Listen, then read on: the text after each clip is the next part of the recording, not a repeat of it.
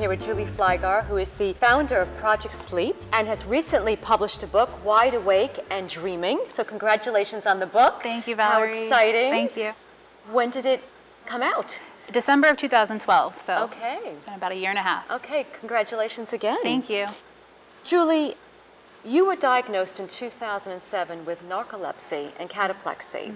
And I can't tell you the number of times I've said in meetings, I must have been so narcoleptic I couldn't keep my eyes open. It's not really true, obviously, but can you straighten it out for us? What does it really mean to have narcolepsy? Sure, I know exactly what you mean because for most of my life I made those same jokes. And that's what I thought narcolepsy was as well, someone falling asleep in the middle of a sentence or while standing. The first thing that happened to me was my knees started buckling when I was laughing at jokes. It was a strange feeling. Always when I was laughing, I started having these really, really vivid dreams. They didn't feel like dreams, that burglars were coming in the night and attacking me.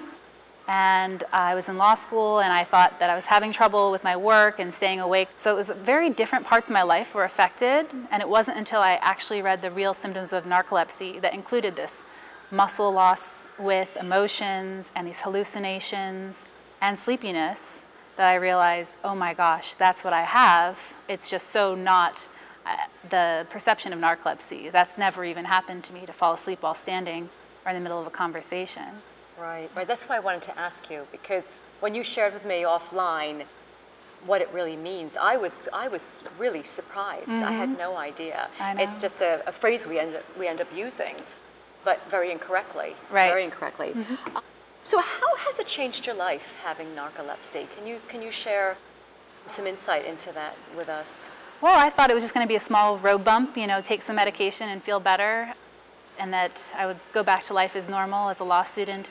And it was really challenging to balance the medications and the side effects and learn about how I was going to manage this. And I started studying health law because of that, and health policy and FDA law. Became so personally fascinated from my own experience now as a patient.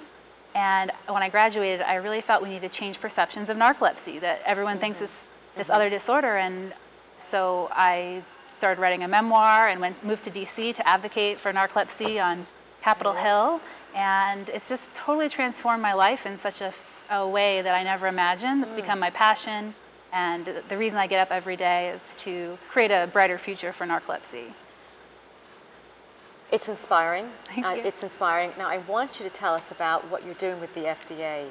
And I know you'll be speaking this afternoon on how you're developing a clinical endpoint for this therapeutic area.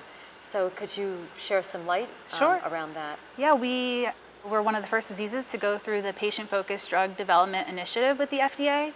And in those proceedings included a big meeting, and it came out of that brain fog and cognitive issues were really central to people with narcolepsy.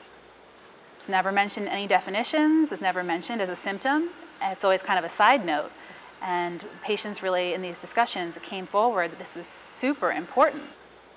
And so now the question is, we're going to be able to have clinical endpoints around cognitive issues because this is really a central problem. Can we change definitions to include that? Because, you know, this is a major area of interest for patients. And how has the FDA responded to the information you've been giving them and the insight you've been sharing with them? They recently produced the patient voice report from our interactions with them, and it does talk a lot about the brain fog and the cognitive issues. So this is a really nice document that will hopefully incentivize pharmaceutical companies and other investigators to look into this area, but I don't see a huge amount of conversation after the meeting to work with us on how we're going to take next steps. Okay, so that becomes the next focus then. So can then you tell us about Project Sleep? Sure. So Project Sleep is my new nonprofit to raise awareness about sleep health and sleep disorders. Similar to the jokes about narcolepsy, we just don't really think sleep is all that important in our culture. It's mostly, we brag about how few hours we get, you know, as a sign of strength. And so Project Sleep is really just to bring awareness to the importance of it and try to make sleep cool, if that's possible. You know, that we can value it and prioritize it in some ways so that we can actually succeed more during the day. Good sleep is better health, right? Mm-hmm. If we want to know more about Project Sleep, where can we go? What's the website? The website is project/sleep.com. Okay, excellent. Yeah. Julie, thank you so much. Thank you so much for having me, Valerie. It's such an honor to be here and to bring the patient perspective to this conference. Okay, thank you. Thank you.